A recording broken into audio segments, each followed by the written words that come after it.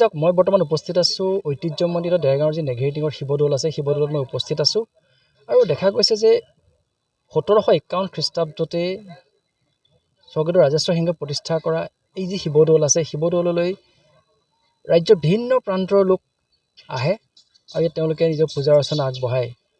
প্ৰথমে সহযোগী কিছু দৃশ্য দেখুৱাবলৈ অনুৰোধ জনাম যিহেতু এক সুন্দৰ নৈসৰ্গিক পৰিৱেশৰ মাজত এই শিৱদৌলটো অৱস্থিত আৰু শিৱদৌল দেখা গৈছে বিগত সময়ছোৱাত বিভিন্ন প্ৰান্তৰ পৰা যিসকল লোক ইয়ালৈ আহে ভক্তসকল ইয়ালৈ আহে কিন্তু বৰ্তমান সময়ত কিছু কিছু ক্ষেত্ৰত সেই ভক্তসকল অহাত অসুবিধাৰ সন্মুখীন হৈছে যিহেতু ইয়াত যি কপিকুল আছে সেই কপিকুলৰ যি অত্যাচাৰ সেই অত্যাচাৰৰ বাবে ভক্তসকলে শান্তিপূৰ্ণভাৱে এই যি শিৱদৌল আছে শিৱদৌলৰ প্ৰাংগণলৈ সোমাবলৈ তেওঁলোকে ভয় কৰে যিহেতু তেওঁলোকৰ যি শৰাই বা সপোন লৈ আহে সেইখিনি কাহিনীয়ে সেই সমস্যাৰ কোনো উপায় পোৱা নাই ইয়াৰ যিখিনি স্থানীয় লোক আছে লোকসকলো ইয়াৰ বাবে ভুক্তভোগী আৰু তেওঁলোকেও যথেষ্ট সংখ্যকভাৱে লোক ইয়াত তেওঁলোকে চেষ্টা কৰে যাত্ৰীসকলক সুকলমে ইয়াৰ পৰা আঁতৰাই নিবলৈ কিন্তু সেই মাজে মাজে দেখা যায় যে কিছু কিছু ক্ষেত্ৰত তেওঁলোক সমৰ্থ নহয়।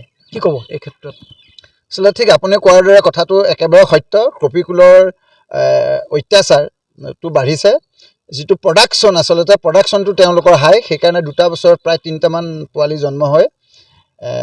মই আপোনালোকৰ চেনেলৰ মাধ্যমেদি দেৰগাঁও যিজন নতুনকৈ আয়ুক্ত হৈছে দামোদৰ ডাঙৰীয়া তেখেতে যথেষ্ট এজন কাৰ্যক্ষম ব্যক্তি। তেখেতে নিজে আহি স্পট ভেৰিফাই যদি কৰে চৰকাৰে কৰোঁ বুলি ক'লে প্ৰশাসনে কৰোঁ বুলি ক'লে কিছু লাঘৱ কৰিব পৰাৰ ব্যৱস্থা আছে কিন্তু সদিচ্ছা লাগিব সদিচ্ছা লাগিব সদিচ্ছা লাগিব। এই সদিচ্ছা শব্দটো 3বাৰ কোৱা এইটোৱে যে সদিচ্ছা থাকিলে কিছু কাম কৰিব পাৰে। যদি দৰমহাৰ কাৰণে চাকৰি কৰা হয় তেতিয়াহ'লে বেলেগ কথা। যদি ৰাইজৰ সেৱা ফ্ৰী অফ কষ্ট ছাৰ্ভিচ যদি দিওঁ বুলি ভাবে সেৱা মনোভাৱেৰে যদি সেৱা কৰে কিছু লাঘৱ কৰিব পৰা যাব। তেখেতক মৌখিকভাৱেও কেইবাবাৰো অনুৰোধ জনাইছিলোঁ তেখেত ইয়ালৈ আহিছে আৰু আহি কিছু সমস্যা বুজ লৈ চৰকাৰৰ লগত যোগাযোগ কৰিলে এই কথাটো কিছু সমস্যা সমাধান কৰিব পৰা যাব। ইয়াত সমস্যা এটাই অলপ সমাধান হৈছে সেইটো পানীৰ যিটো সমস্যা প্ৰায় 80% সমস্যাটো সমাধান হৈছে। বাকী কিবা সমস্যা সমাধান হৈছে বুলি আমি আচলতে একো দেখা নাই। আপোনালোকে নিশ্চয় দেখিব ভোগঘৰটো আজি প্ৰায় 50 বছৰৰ আগৰ এটি ভোগঘৰ অন্যান্য মন মন্দিৰত দেখিব এটি সুন্দৰ ভোগঘৰ আছে তাত মানে যথেষ্ট যাত্ৰীৰ সুবিধা। সেই ভোগঘৰটো না আমাক কৰিবলৈ দিছে না আৰ্কলিজে নিজে কৰি আমাৰ হাতত আচলতে দিছে। এনেকুৱা কিছুমান আইনৰ সুৰুঙা দেখাই আচলতে ঘৰটো আমাক একো কৰিবলৈ দিয়া নাই তেওঁলোকেও আমাক কৰি নিদিয়ে।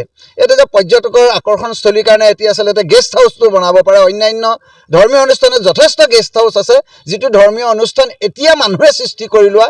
এইটো যদিও মানুহে সৃষ্টি কৰিলে পৌৰাণিক এটা ইতিহাস আছে আচলতে আজিৰ পৰা প্ৰায় 300 বছৰৰ আগৰ এটা মন্দিৰতো এটা গেষ্ট হাউচ নাই। গেষ্ট হাউচ যিটো আছিল এইটো জৰাজীৰ্ণ প্ৰায় ইউজলেছ এটা গেষ্ট হাউচ ইউজফুল এটা গেষ্ট হাউচ বনাবৰ কাৰণে চৰকাৰক টানি অনুৰোধ জনাইছোঁ। অসমৰ মুখ্যমন্ত্ৰী ডাঙৰীয়াকো জনাইছিলোঁ। যোৱা 17 তাৰিখৰ দিনাও আমি লগ পাইছিলোঁ তেতিয়াও আমি কৈছোঁ এই কথাটো চাম বুলি কৈছে। উপায়ুক্ত মহোদয়কো কৈছে। উপায়ুক্ত মহোদয়ে ক'লে কি হ'ব আচলতে কিমান ইণ্টাৰেষ্ট দিয়া কথাবিলাক এই কথাবিলাক ধৰিবলৈ অলপ অসুবিধা হয়। মুখ্যমন্ত্ৰীজনে ইণ্টাৰেষ্ট দিয়ে বাকীসকলে অলপ ইণ্টাৰেষ্ট দিয়া পৰিলক্ষিত নহয় আচলতে। সেইকাৰণে আমি ভাবিছোঁ তেখেতসকলে অলপ ইণ্টাৰেষ্ট দিয়ক। কৰিব পৰা শক্তিটো আছে কাৰ্যকৰী কৰিব পৰা মানুহকে কাৰ্যবাহী বুলি কয়। এতিয়া কি কাৰ্য কৰিছে আচলতে কেমেৰা কৰি দেখাবৰ কাৰণে আপোনালোকৰ চেনেলৰ মাধ্যমেদি নেঘেৰিটিং শিৱ মন্দিৰটোৰ আটক ধুনীয়া শিৱ মন্দিৰ কৰিবৰ কাৰণে আমি অনুৰোধ জনালোঁ। নিশ্চয়কৈ দেখা গৈছে যে বিগত সময়ছোৱাত এই যি শিৱ মন্দিৰৰ প্ৰাংগণ আছে এই প্ৰাংগণত যথেষ্ট সংখ্যক বনভোজকাৰী দল ইয়াত উপস্থিত হৈছিলে কিন্তু বৰ্তমান সময়ত দেখা গৈছে সেই বনভোজৰ দলসমূহ কিন্তু অহাটো সীমিত হৈ পৰিছে। কি ক'ব এই ক্ষেত্ৰত?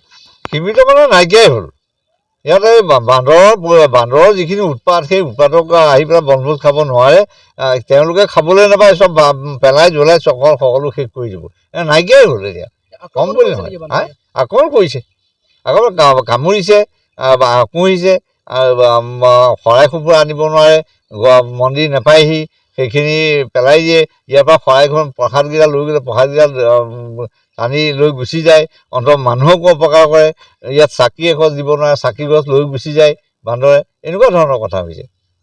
শিশুসকলৰ ক্ষেত্ৰতো দেখা যায় শিশুসকলে বহুত ভয় কৰে।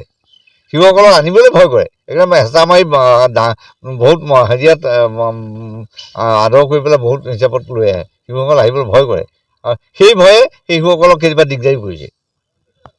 নিশ্চয়কৈ দেখা গৈছে এতিয়া এনেদৰে এই যি কপিকুলৰ ইয়াত অত্যাচাৰ সেই অত্যাচাৰৰ বলি হৈ যথেষ্ট সংখ্যক লোক এতিয়া অহাটো প্ৰায় সীমিত হৈ পৰিছে। আৰু এগৰাকী মন্দিৰৰ কৰ্মকৰ্তা আছে তেখেতৰ পৰা জানিবলৈ চেষ্টা কৰিম যিহেতু দেখা গৈছে বিগত সময়ছোৱাতকৈ বৰ্তমান সময়ত কিন্তু ভক্তৰ ভিৰটো যথেষ্ট কম। এই সংক্ৰান্তত বানৰ সংক্ৰান্তত যি ক'লে ভক্তৰ সংক্ৰান্তত যি ক'লে আপোনালোকৰ ওপৰত নিৰ্ভৰ কৰি পেলাই আমি চৰকাৰলৈ আশা কৰিলোঁ। চৰকাৰে কি কৰাটো বিচাৰে আপোনালোকে? এইটো নিৰাপত্তা কৰি পেলাই বানৰখিনি নিৰাপত্তা কৰি পেলাই ইয়াৰ পৰা আঁতৰোৱা ব্যৱস্থা। যিটো সৌন্দৰ্য বৰ্ধন কৰা যথেষ্ট থল আছে হয়। এই পৰ্যটনস্থলী হিচাপে, হয়। কি আহ্বান জনাব চৰকাৰক? সেইটো চৰকাৰে কৰিব, কি কৰে। নিশ্চয়কৈ দেখা গৈছে এতিয়া এনেদৰেই এই যি নেঘেৰিটিং ঐতিহ্যমণ্ডিত শিৱ মন্দিৰ আছে, শিৱ মন্দিৰৰ যি সমস্যা, সেই সমস্যাসমূহ এইসকল লোকে অতি শীঘ্ৰে চৰকাৰে সমাধান কৰাটো বিচাৰিছে, যাতে ভক্তসকল নিৰাপদে এই শিৱ মন্দিৰলৈ তেওঁলোকৰ পূজা অৰ্চনা আগবঢ়াব পাৰে।